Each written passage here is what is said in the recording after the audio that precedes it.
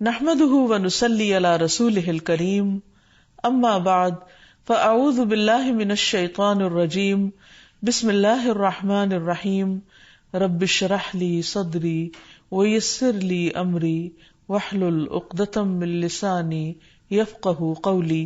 السلام علیکم ورحمۃ اللہ وبرکاتہ.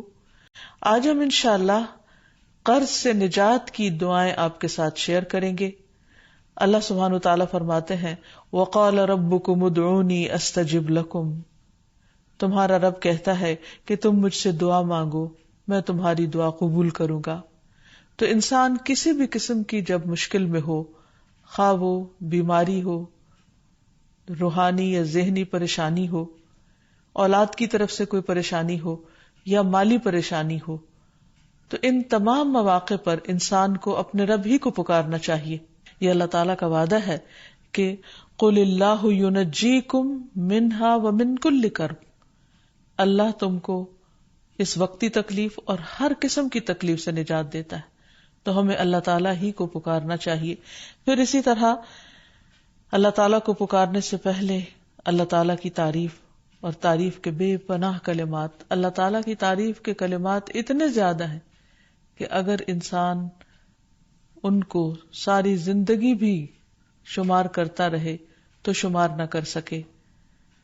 اس لیے نبی صلی اللہ علیہ وسلم نے تعریف کے جو کلمات سکھا دیے ہیں، اگر انسان ان کو سیکھ لے، ان کو یاد کر لے اور ان کے مطابق اللہ تعالیٰ کی تعریف کرے تو اس سے بہتر کوئی چیز نہیں ہو سکتی.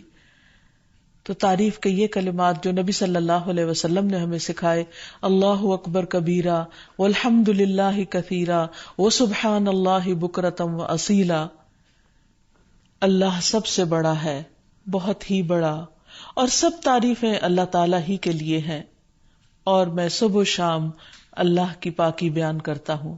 اور حق بھی یہی ہے کہ انسان صبح و شام اللہ سبحانہ و تعالیٰ کی تعریف بیان کرے، اس کو ہر عیب اور نقص سے پاک قرار دے، کیونکہ وہ ہے ہی اس لائق اور یہ اس کا حق ہے. جہاں تک قرض دینے لینے کی بات ہے تو اس سلسلے میں ہمارا دین کیا کہتا ہے، چند باتیں اس سے متعلق عرض کریں گے. سب سے پہلے تو یہ کہ جب کوئی شخص ضرورت مند ہو، محتاج ہو اور قرض مانگے تو اسے قرض دینا چاہیے، کیونکہ کسی کی ضرورت پوری کرنا اللہ تعالیٰ کو بہت پسند ہے. پھر اسی طرح قرض لینے اور ادا کرنے کے بھی کچھ آداب ہیں. سب سے پہلی بات تو یہ کہ حتی الامکان کوشش کی جائے کہ انسان قرض لینے سے بچے، کیونکہ قرض لینے سے عموماً محبت کے رشتے اور تعلقات ختم ہو جاتے ہیں. ویسے بھی جب دوسرے انسان کو یہ پتہ چلتا ہے کہ قرض لینے والا یا مانگنے والا محتاج ہے تو اس کے ضرورت مند ہونے کی وجہ سے یا اس کی مالی حیثیت کی کمی کی وجہ سے دوسرے کے دل میں اس کے مقام میں کمی آ جاتی ہے.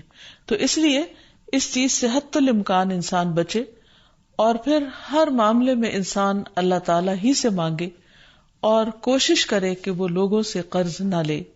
لیکن پھر بھی انسان ہے، انسان کے لیے مالی معاملات، مالی مشکلات اس کے لیے ایک آزمائش ہوتی ہیں، ایک امتحان ہوتی ہیں، اسے دوسروں سے مانگنے کی ضرورت پیش آ جاتی ہے.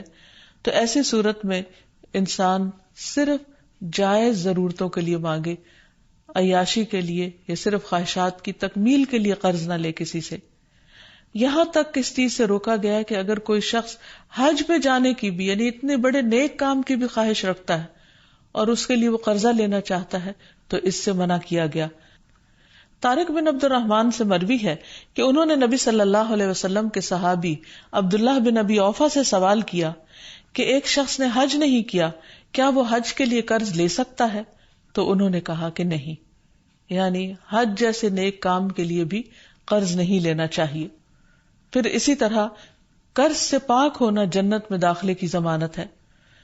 نبی کریم صلی اللہ علیہ وسلم نے فرمایا، جس شخص کی روح اس کے جسم سے اس حال میں جدا ہو کہ وہ 3 چیزوں سے بری ہو تو وہ جنت میں داخل ہوگا: تکبر، قرض اور مال غنیمت میں خیانت. یعنی جو شخص ان 3 چیزوں سے بچ گیا وہ نجات پا گیا. پھر اسی طرح یہ ہے کہ بعض اوقات انسان کسی شرعی مقصد کے لیے قرض لیتا ہے، یعنی حقیقی ضرورت کے لیے قرض لیتا ہے. تو ایسی صورت میں عبداللہ بن جعفر فرماتے ہیں کہ رسول اللہ صلی اللہ علیہ وسلم نے فرمایا اللہ تعالیٰ قرض لینے والے کے ساتھ ہے. یعنی اگر کوئی واقعی حقیقی جائز ضرورت کے لیے لیتا ہے تو اللہ تعالیٰ اس کی مدد کرتے ہیں یہاں تک کہ وہ اپنا قرضہ ادا کرے، بشرطے کہ قرضہ ایسے مقصد کے لیے نہ ہو جو اللہ تعالیٰ کو ناپسند ہو. یعنی اس سے یہ بھی پتہ چلتا ہے کہ کسی ناجائز مقصد کے لیے، کسی حرام کام کے لیے اور محض خواہشات کی تکمیل کے لیے قرض نہ لیا جائے. اور اگر انسان جائز ضرورت کے لیے لیتا ہے اور پھر واپس کرے گا اور کرنے کی نیت رکھتا ہے تو اللہ سبحانہ و تعالیٰ اس کی مدد فرمائے گا. پھر اسی طرح یہ بھی یاد رکھنا چاہیے کہ انسان قرض لینے کے بعد اس کو ادا کرنے کی فکر کرے، کیونکہ جب انسان کسی کو قرض دینے کی یعنی قرض لوٹانے کی صلاحیت رکھتا ہو اور پھر قرض واپس نہ کرے تو ایسا کرنا بہت بڑا ظلم ہے. رسول اللہ صلی اللہ علیہ وسلم نے فرمایا قرض ادا کرنے میں مالدار کی طرف سے ٹال مٹول کرنا ظلم ہے، اور اگر تم میں سے کسی کا قرض کسی مالدار کے حوالے کیا جائے تو اسے قبول کرے. یعنی قرض خواہ کو کہا جائے کہ کسی دوسرے نے میرا قرض دینا ہے، اس سے لے لو، تو وہ مان جائے. پھر اسی طرح یہ ہے کہ آپ صلی اللہ علیہ وسلم نے اس بات کی بھی تلقین فرمائی کہ انسان جب قرض واپس کرے تو اچھے طریقے سے، بھلے طریقے سے، خوش دلی کے ساتھ دوسرے کو ستائے نہیں. پھر اسی طرح یہ ہے کہ ہمیں یہ بھی تلقین کی گئی ہے کہ جس کا قرض ادا کرنا ہو یعنی جس کا قرض لوٹانا ہو اس کو ہدیہ قبول نہیں کرنا چاہیے. ابو بردہ کہتے ہیں کہ میں مدینہ حاضر ہوا تو میں نے عبداللہ بن سلام رضی اللہ عنہ سے ملاقات کی. انہوں نے کہا آؤ تمہیں میں ستو اور کھجور کھلاؤں گا اور تم ایک بازمت مکان میں داخل ہو گئے. کہ رسول اللہ صلی اللہ علیہ وسلم بھی چونکہ وہاں تشریف لے گئے تھے اس لیے انہوں نے اس کو بازمت کہا. پھر آپ نے فرمایا تمہارا قیام ایک ایسے ملک میں ہے جہاں سودی معاملات بہت عام ہیں. اگر تمہارا کسی شخص پر کوئی حق ہو اور پھر وہ تمہیں ایک تنکے یا جو کے دانے برابر بھی یا ایک گھاس کے برابر بھی ہدیہ دے تو اسے قبول نہ کرنا، کیونکہ وہ بھی سود ہے. پھر اسی طرح ہمارے دین نے ہمیں یہ بھی سکھایا ہے کہ اگر کوئی شخص اپنا قرض نہ لوٹا سکتا ہو تو کوئی دوسرا شخص اس کی طرف سے ادا کر دے. یعنی انسان کسی اور کے قرض ادا کرنے کی ذمہ داری لے لے، کیونکہ رسول اللہ صلی اللہ علیہ وسلم نے فرمایا میں ہر مومن کے لیے اس کی اپنی ذات سے بھی زیادہ اس کے قریب ہوں. جو شخص قرض یا چھوٹی اولاد چھوڑ کر جائے تو ان کی پرورش میرے ذمہ ہے، اور جو شخص مال چھوڑ کر جائے وہ اس کے وارثوں کا ہے. تو اس سے یہ پتہ چلتا ہے کہ نبی صلی اللہ علیہ وسلم دوسروں کے قرض ادا کر دیا کرتے تھے. پھر اسی طرح زکوٰۃ سے بھی قرض کی ادائیگی کی جا سکتی ہے. قرآن مجید میں آتا ہے انما الصدقات للفقراء والمساکین والعاملین علیہا والمؤلفۃ قلوبہم وفی الرقاب والغارمین وفی سبیل اللہ وابن السبیل فریضۃ من اللہ واللہ علیم حکیم. بے شک صدقات تو دراصل فقیروں، مسکینوں اور ان کارندوں کے لیے ہیں جو ان کی وصولی پر مقرر ہیں، نیز تالیف قلب، غلام آزاد کرانے، قرضداروں کے قرض اتارنے، اللہ کی راہ میں اور مسافروں پر خرچ کرنے کے لیے ہیں. یہ اللہ کی طرف سے فریضہ ہے اور اللہ سب کچھ جاننے والا اور حکمت والا ہے. تو اس سے یہ پتہ چلتا ہے کہ اگر کوئی شخص مجبور ہو، تکلیف میں ہو، قرض کے بوجھ تلے دبا ہوا ہو تو اس کا بوجھ اتارنے کے لیے اگر ویسے کوئی ذریعہ نہ بن پائے اور کوئی مدد کرنے کو تیار نہ ہو تو پھر اس کی مدد زکوٰۃ کے مال سے بھی کی جا سکتی ہے. لیکن یہ بات یاد رہے کہ ہر انسان جو قرض لے وہ قرض ادا کرنے کی نیت رکھے، کیونکہ جو شخص قرض ادا کرنے کی نیت کرے گا اللہ سبحانہ تعالیٰ کی اس کے ساتھ مدد ہوگی، اور اس کے لیے انسان کو بھرپور کوشش بھی کرنی چاہیے. حضرت عائشہ کہتی ہے کہ نبی صلی اللہ علیہ وسلم نے فرمایا میری امت میں سے جو شخص قرض کا بوجھ اٹھائے اور اسے ادا کرنے کی کوشش کرتے ہوئے فوت ہو جائے لیکن وہ قرض ادا نہ کر سکے تو میں اس کا ولی ہوں. یعنی نبی صلی اللہ علیہ وسلم نے اس کو اپنے ذمے لیا. پھر کیونکہ یہ ایک بہت بڑی نیکی ہے، ایک بہت بڑا ثواب کا کام ہے. پھر اسی طرح یہ ہے کہ انسان کو اس کی بہت زیادہ فکر بھی ہونی چاہیے. ابو ہریرہ کہتے ہیں کہ نبی صلی اللہ علیہ وسلم نے فرمایا، میرے لیے یہ بات باعث مسرت نہیں کہ میرے پاس احد کے پہاڑ برابر سونا ہو اور تیسری رات مجھ پر آ جائے اور ان میں سے 1 دینار بھی میرے پاس باقی ہو، یعنی اسے میں اللہ کے راستے میں خرچ نہ کر دوں، سوائے اس دینار کے کہ اس کو میں اپنے قرض کی ادائیگی کے لیے بچا رکھوں. یعنی آپ صدقہ کرنے سے زیادہ اس بات کو اہمیت دیتے تھے کہ قرض کو واپس کر دیا جائے، کیونکہ قرض کا ادا کرنا فرض ہے اور صدقہ خیرات جو ہے وہ ایک نفلی عبادت ہے.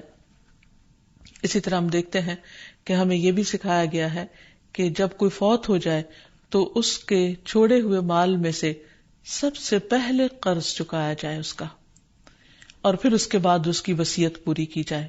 قرآن مجید میں بھی اس کا تاکیدی حکم ملتا ہے. حضرت علی رضی اللہ عنہ فرماتے ہیں کہ رسول اللہ صلی اللہ علیہ وسلم نے قرض وصیت سے پہلے ادا کرنے کا حکم دیا، جبکہ تم لوگ قرآن میں وصیت کو پہلے اور قرض کو بعد میں پڑھتے ہو. تو ابو عیسیٰ کہتے ہیں کہ عام علماء کا اس پر عمل ہے کہ وصیت سے پہلے قرض دیا جائے، کیونکہ قرض ادا کرنا فرض کے درجے میں ہے. اور پھر قرآن مجید میں پہلے کیوں آیا ہے کہ وصیت کو پورا کیا جائے؟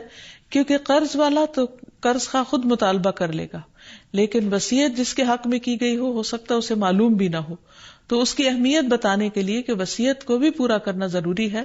لیکن اگر میت جو ہے اس کے ذمہ قرض ہے اور اس کے ساتھ ساتھ وہ وصیت بھی کر چکا ہے تو پہلے قرض ادا ہوگا، اگر مال بچے گا تو وصیت پوری کی جائے گی. پھر اسی طرح یہ ہے کہ اگر کوئی شخص قرض ادا نہیں کرتا تو اس کی روح اس کی وجہ سے قید میں ہوتی ہے. سمرہ کہتے ہیں کہ رسول اللہ صلی اللہ علیہ وسلم نے ہمیں خطبے میں فرمایا، کیا یہاں بنی فلاں کا کوئی شخص ہے؟ تو کسی نے کوئی جواب نہیں دیا. پھر پوچھا، کیا یہاں بنی فلاں کا کوئی شخص ہے؟ پھر کسی نے کوئی جواب نہیں دیا. پھر آپ نے پوچھا، کیا یہاں بنی فلاں کا کوئی شخص ہے؟ تو ایک شخص نے کھڑے ہو کر کہا کہ میں ہوں، اے اللہ کے رسول صلی اللہ علیہ وسلم. آپ نے فرمایا، پہلے 2 بار پوچھنے پر تم کو جواب دینے میں کس چیز نے روکا تھا؟ میں تمہیں تمہاری ہی بھلائی کی خاطر پکار رہا تھا. تمہارا ساتھی اپنے قرض کے سبب قید میں ہے. سمرہ کہتے ہیں میں نے اسے دیکھا کہ اس شخص نے اس کا قرض ادا کر دیا یہاں تک کہ کوئی اس سے اپنا قرض مانگنے والا نہ بچا. یعنی آپ صلی اللہ علیہ وسلم نے اس بات کا اہتمام کیا کہ میت کی روح کو آزاد کرانے کے لیے اس کے قرضے چکا دیے جائیں. یاد رہے کہ شہید سے بھی قرض معاف نہیں. عبداللہ ابن عمرو ابن العاص کہتے ہیں کہ رسول اللہ صلی اللہ علیہ وسلم نے فرمایا، شہید سے سوائے قرض کے سب گناہ معاف کر دیے جاتے ہیں. نبی صلی اللہ علیہ وسلم نے ایسے شخص کا جنازہ پڑھانے سے انکار کر دیا جس کے ذمہ قرض تھا. ابو ہریرہ کہتے ہیں کہ نبی صلی اللہ علیہ وسلم کے پاس جب کوئی جنازہ لایا جاتا تو آپ پہلے یہ سوال پوچھتے کہ کیا اس شخص پر کوئی قرض ہے؟ اگر لوگ کہتے کہ ہاں تو آپ پوچھتے کہ اسے ادا کرنے کے لیے کیا اس نے کوئی مال چھوڑا ہے؟ اگر لوگ کہتے کہ ہاں تو آپ اس کی نماز جنازہ پڑھا دیتے، اور اگر جواب میں نہ بولتے تو نبی صلی اللہ علیہ وسلم فرماتے کہ اپنے ساتھی کی نماز جنازہ خود پڑھ لو. یہ اس وجہ سے کہ لوگوں کو اس بات کا احساس ہو کہ قرض موت کے بعد بھی انسان کے لیے باعث وبال ہے اگر ادا نہ کیا جائے. پھر اسی طرح جو قرض ادا نہ کرنے کی نیت سے قرض لے، ایسے شخص کی بہت مذمت کی گئی ہے. نبی صلی اللہ علیہ وسلم نے فرمایا، جو کوئی لوگوں کا مال قرض کے طور پر ادا کرنے کی نیت سے لیتا ہے تو اللہ تعالیٰ بھی اس کی طرف سے ادا کرے گا، یعنی اللہ تعالیٰ مدد فرمائے گا اس کی. اور جو کوئی نہ دینے کی نیت سے لے کہ دینا نہیں، بس دوسرے کا مال ہتھیا لو قرض کے بہانے، تو اللہ تعالیٰ اس کو تباہ کر دے گا.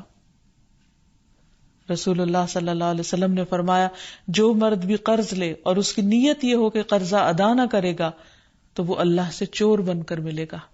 یعنی یہ معمولی بات نہیں ہے، بہت بڑا گناہ ہے اگر کوئی ایسی نیت رکھے.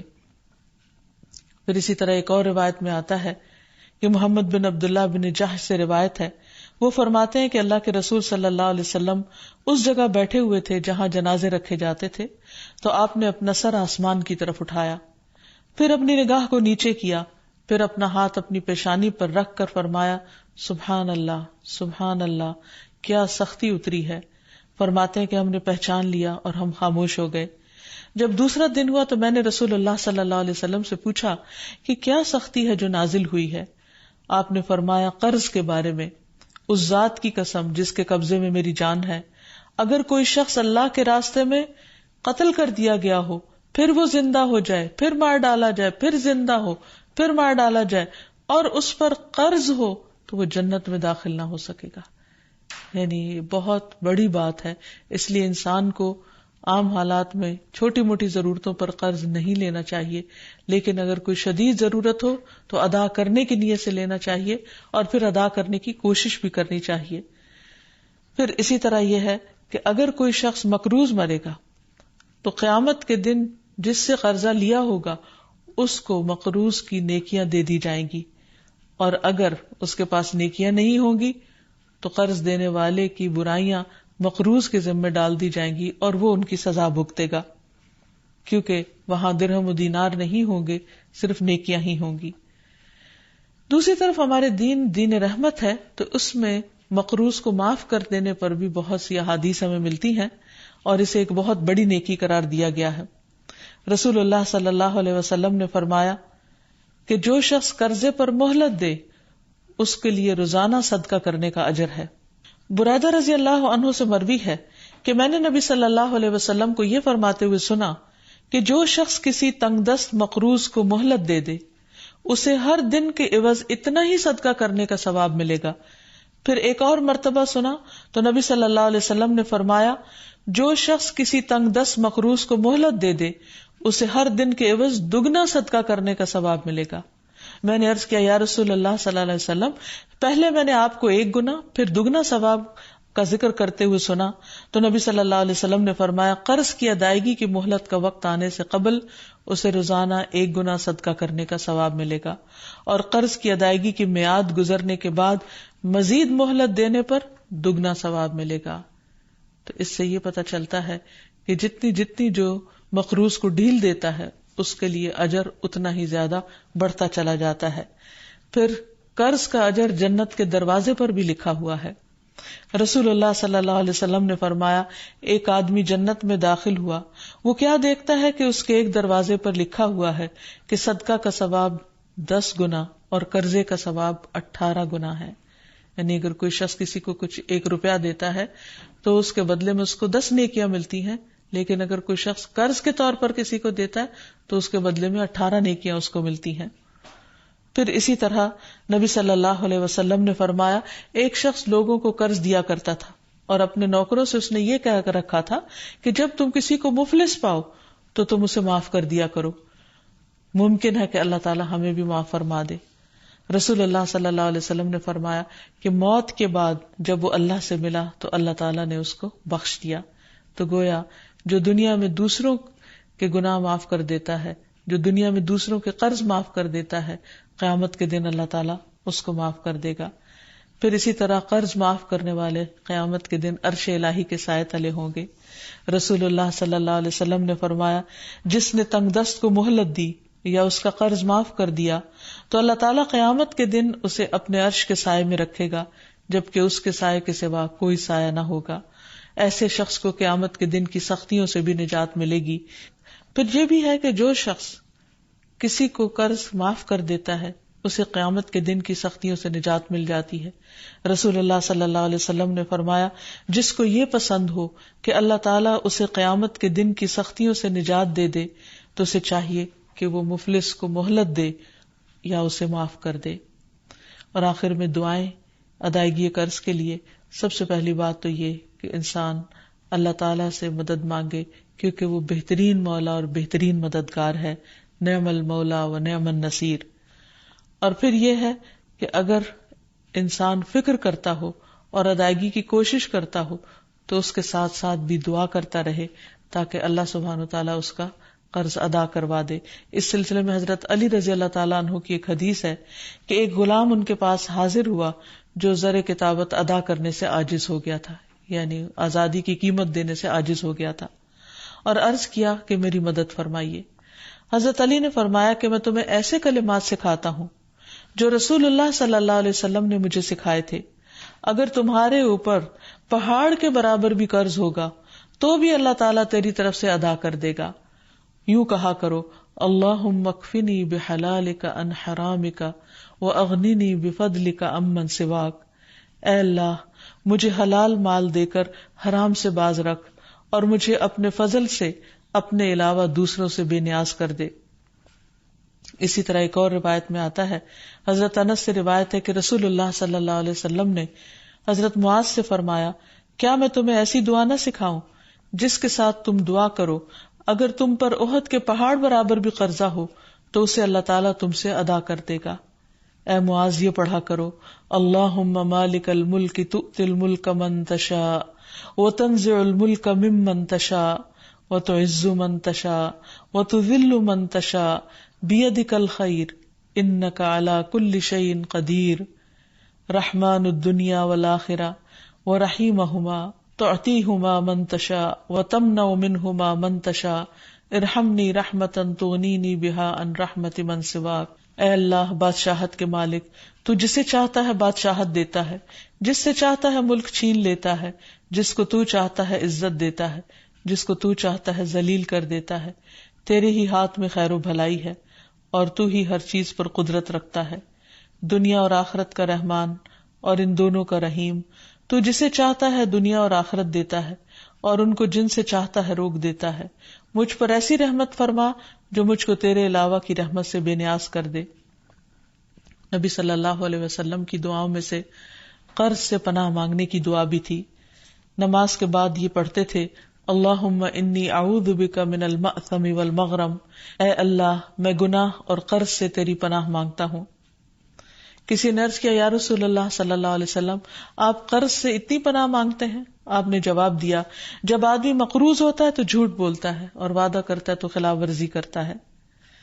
پھر سونے سے پہلے کی دعائیں جو ہیں ان میں بھی قرض کی ادائیگی کی دعا ہے۔ پھر اسی طرح سفر میں بھی قرض سے پناہ کی دعا ہے، کیونکہ مسافر کی دعا قبول ہوتی ہے۔